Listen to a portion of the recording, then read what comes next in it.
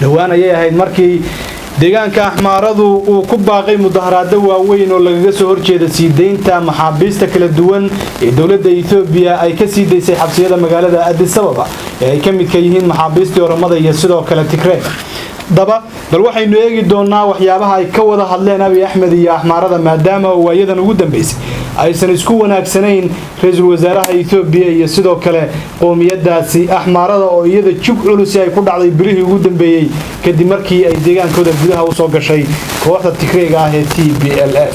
haddaba waxa ila jooga saaxiibkay Jaamac Xasan Cabdille oo balan ka wareysan doona arrintaasi taariikhdu 12 bisha January ee sanada 2022 ee Jaamac Sudan way Jaamac balan eegno Itoobiya marxalado kala duwan bay ku jirtay maxaabiis balasiida siyaasadeed waaweyn oo rag culus ah oo ay kamid ahaayeen maaragtay Oromadii iyo Tigraydi maxaabiista ka xidhnayd ee waaweynada siyaasadda ayaa la sii daayay axmaaradu waa ka gudahay arrintaas hore baynu halkan uga warranay gudud kadib Abiy Ahmed iyo axmaara waa isarkeen sida la sheegayo waa kulmeen oo waa tagay maxay ka wada hadleen بسم الله الحمد لله تناول الله ثم الصلاة والسلام على رسول الله صلى الله عليه وسلم وسلام يا جودهم بمد الصوماليات ميل كستي ويتشوجان بوحن الله سلام الله عليكم برتنا نكى أحمرها نكى حقلوها أي دبعان حيس بلودي ما مغش حيس بلودي يا حيس بلودي أحمر دي كو حيس بلود ضروري قولن تبى كده هذا ولا شيء ده ولا شيء ده وحاول dhibaatada dagaalkii ka socday dalka Itoobiya iyagu gudaha dhigay moogtay canfarta awal horeba waxba meena haysan wax ka daadanaya ma jirino weel maraniman watay ahaayeen kolkooda bori ahaayeen kolkooda iska qiiqahayeen nimankii marka xays balawda ay ahaa axmaarada wixii ay haysteenna waa laga daadiyay dagaalkiina waa looga baxay Abiy Ahmed nabadgelyo qaatay wuxuu anu geeska Afrika nabad baan ka rabaa geeska Afrika isaga garanaya kulliye geeska Afrika nabad baan ka rabaa buu yiri waxaan rabaa buu maamul xasiloon iyo dal anu aan xukumo on maamulo ee meel qub iyo qac iyo qoryo la isku eriyanayo halkii sano ee waalida ahaa waa ka soo baxnay buu hadda waa miirsaday anu marka waxaad moodaa dhibaatadii iyo balaayada ninkii abuuray yaa ku baxaa la yiri moogtahay balaayadii iyagu ay abuureen ee ay ka abuureen dalka Itoobiya iyagii baad moodaa hadda inay gondaha dhigtay oo ku kaliyooday dagaaladan iyo rabshadahan iyo waxan hadda socdana iyaga sabab u ahaa oo keenay oo dhalayba marka wixii ay dhaleen baa وكاسا يا كوكاي واي نمغي marka waxa tiri daruur qudunta ku daaday waay abi iyo ma isarkeen marka ninka la yiraahdo isheeg ninka la qolada la yiraahdo axmarada ha Abiy Ahmed maalmahan oo dhan horta mudaharaadii ku baaqayeen shalay waxa loo balansanaa deegaanka axmarada mudaharaad weyn baa loo balansanaa oo guud ahaan la rabay magaalooyinka waaweyn ee deegaanka axmarada in uu ka maaragtay dhaco mudaharaadkaas waxa ka qayb qaadanayay ciidamada deegaanka axmaarada iyo jabhadaha iyo ciidanka banaanbaxayay axmaarada way ku banaanbaxayeen waxay ku banaanbaxayeen Abiy Ahmed marka qorshahooda uu la socday maalinkii talaadada subaxnimadkeedii markay ahayd wuxuu geeyay 5 diyaaradood oo ciidanka gaarka ah oo idinkuna sida Tigrayga miyaad rabtaan oo dagaal bad galeysaan may ciidan baa halka ka soo degayay ee ka bayra ka baxa garoonka dhan waa in laga qaado waxaan ahayn ciidanka diyaaradda u horeysa ee maata ciidanka ay wada garoonka lagu wareejinaya garoonka Bahardar waa lagu wareejiyay magaaladii shalay daraato markay ahayd 7 saac maalinimo hal askariya ama hal qof oo qori wato oo axmaara ma joogin 50 kilomitir baa la yiri ka ugu sokeeya ha joogo 50 kilo حتى 20 40 30 maaha 50 kilomitir waanaad u geysaan isaga ciidankiisii geystay maxaa la Republican Guard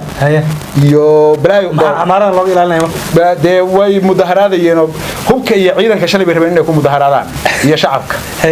isna wixii uu la fahmay moogtahay uu sii didiyay wuxuu yiri 50 kilomitir saraakiisha ciidanka loo diray waa la wada kaxeeyay nin walba waxa la yiri meesha ugu orday dagaalka aad la yiri nimanka lameedaan dirirsanayn aduu shalay buu tagay marka wixii uu ka kala tuuray mudaharaadkii uu ka kala tuuray shalay uu tagay waxa isu imaaday buu yiri intiina siyaasadda mucaarad iyo muxaafadba isu imaada way isu tageen waa la wada hadlay Axmaaro waxay ku eedaysay sida naloo xaqiijiyay inuu khiyaamay dhabarka ka jabiyay oo uu burburiyay oo waliba uu ku talagalay qorshahani uu ahaa mid qorshaysan oo la dejiyay oo aan iska imaanin loo qorsheeyay Axmaarada inuu ahaa iyo ku eedeeyeen sidaas daraadeedna ilaa iyo inta iyagu ay dib maartay hawlahooda u qabsanayaan aysan hadda ku qancaynin wax kasta oo wado isna markii warkoodii ay dhameysteen wixii eed ahaa ee ay u miisi kareen ay u miisan wuxuu yiri maxaa idinka maqan oo rataan waxaan rabnaa Tigray in la burburiyo in baxaan ku ilaahay gobolada Raaya iyo Walqayt totally ba aan laga hadlin Walqayt iyo Raaya inaan laga hadlin maxmar ornaysa oo la geeyay ciidamada difaaca haddana meelaha Raaya ay kaga jiraan gobolka Raayana dib loo xoreeyo gobolkan Walqayt la yiraahdana difaac adag la geeyo oo TPLF laga xoreeyo oo in la Raaya TPLF baahaysato Soomaha Walqaytna waa in la xoreeyo Raayana waa in difaac adag la geeyo Raayana waa in la xoreeyo Walqaytna waa in difaac adag la geeyo halkaas markay warkoodii dhameysteen yiri aniga ma maqlaysaan Axmaaro soo daawadahan warka maleeshiyada iyo waxa idinka jooga Walqayta la soo baxa ka soo bixiyo gobolka Midinkaale gobolka dastuur Itoobiya dastuur bay ku socotaa hal saniyo koor baad i waasheen oo igu dhexrideen imbilay aan la aqoonin wuxuu yahay wajaha wareer Muuse isaga daba wareegahay kala soo baxa wixii idinka jeela meesha anigana ciidanka marka Tigray baa lagu leeyahay Tigray baa iska lagu yahay miiska wada xaajoodka dushiisa imaada Axmaara haddaad wax dhacsanaysaan miiska dushiisa ku dhacsada weydaan yeelayni Soomaha Tigray iyo idinka cid idin kala hor joogta haba yaraatay ma jirto askari dambe oo Ethiopiana oo xabad idin ridaya ama idin difaacaya ama weerar idin la galahayana ma jirto wax allaaleeyo wixii ciidanka militariga idin kaga jira ee Axmaara ana la baxa oo ku weerara Tigray laakiin qowmiyadka Ethiopia ayaa qayb ka tihiin qayb kamida ama qowmiyad kamida qowmiyadaha Ethiopia tihiin la mid noqda weydaan la mid noqonaynin Soomaha tikeedka gaadhaan mid ka goosta annaga wada hadal iyo wada xaajood iyo miiska dushiisa aan ku dhamaynaynaa yaan ku dhamaynaynaa wixii aad qabtaan halka la imaado qowmiyadaha cabanaya ka mid noqda weydaan yeelaynin Soomaha hortiin hor Allah nin walba halka rata aad Axmaaro waa baa ku bariyay ma waxa qalqalay wuxuu aniga warkaygu inta ku dhan yahay buu haddaad nabad qaadanaysaan oo aad nabad qaadan Walqayta aniga ciidankayga waan kala soo bixi idinku difaacda haddaad diidaan aad kala soo baxdaan aniga ciidankayga kala soo bixi waan la soo tagi hadduu ciidanka la soo baxan ayaga ka soo hormari يا كسر عرب يا كسر عرب ها يو اسمه دفاع كرام ما هبك يا انت الكدو فارس حسن سوما مقان هذا كده انا ربا inaan ul aado haduu ilaahay ma hadhi hay markay iyaga Tigray soo kala food qaadaan ila waxba iskama celinayaan waa la arkay moogtahay ninkii hadda raba kadib inuu Axmaara la diro waa inuu ul dheer u qaato nin walba ka xeeyo markooda sababtoo inay waxba iska celinaynin waa fashilmeen ilaahay baa fashilay marka muhiimaddu waxa ay tahay iyagii waxay ku yiraahdeen waa soo tashanaynaa ma anaga waxaas nama anfacahayaane bal tashiba anu taladiini meeshana lagu tashanayo miiskana lagu tashanayo depression baa imaan sabxad naga imaan balaayo dhan baa imaan halkaas Itoobiya wax ku kala goosan dadka wax kala goosanaya kamid noqda oo ina ahayn idin taala way waa mahadsan tahay ma ka suura gashaa Abi Ahmed inuu ciidamadan kala soo baxo furinta isla markaasina uu yiraahdo Axmaariya Tigray isku sambanaanada maxaa dhacay maxaa diiday Tigray oo dhan buu kala soo baxay ciidankiisii gobol yar oo maxaa ku dhahay gabigiisa 200 kilomitir square ama 400 kilomitir square aan ka badnayn dadka kaga dhimanaya ma dhanaba marka inuu wixiisa ka soo qaato waxba kuma aha gobolkan hadaba Eritrea difaacaysa Itoobiya ma difaacaysa Soomaaliya gobolka qayd la yiraahdo ha 140 kun oo ciidanka Eritrea jooga bas wax qarsoon ma wax caadi la wada og yahay waa hagaag aad iyo aad u marka inuu aayar intiisa ciidanka ka soo dareersado Eritrea uu yiraahdo guriga marka qolada la yiraahdo أحمارة بحد مساس كفشلنا وهذا رام وقرط رام بيسوي على كرانه أنا هلك أكون راعيه وها شك باكرة أحمارة إريتريا ونعم يسر راعين لمن كان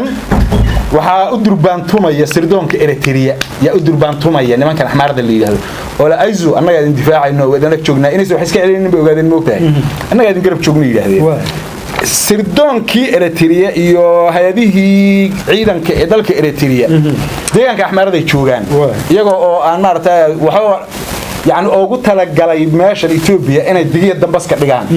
maalin boqol la burburiyo muhiimadoodu waa in Tigray iyo Axmaara isku jabaan Eritrea markii hadhowna ay Axmaariya abi isku jabaan waxan waa qorshe sirdoonka dalka Eritrea iyo maxaa ku madaxtooyada Eritrea ay ka shaqeysay marka waqti dheer inuu ku qaadanayo burburinta Ethiopia iyo Eritrea oo hormoodaysa moogtahay wixiiba way soo koobmeenba meel ka mid si fudud bay burburiyeenba oo aan waxba ku dhisnaynba iyagoon wax qarash kaga bixin oo waliba iyagu ay qarash ku helayaan si fudud soo horkareen Tigray meelba dhinac ba cagta loo mariyay hadda Axmaaradiina Tigray ba cagta mariyay maxaa soo haray Oromo iyo Axmaaro oo madaxa isku dhufata bas labadaas markay isku dhacaanna Ethiopia waa ku diisay كوشا وهجاج أدي أدبو ما سيا صاحبك جامع حسن عبد الله جامع قلد أنت أصلا كوشا قبل قبل يقولك أنت عن مركز كل مدونه وحنا الله أنا هاي سداسية نبدي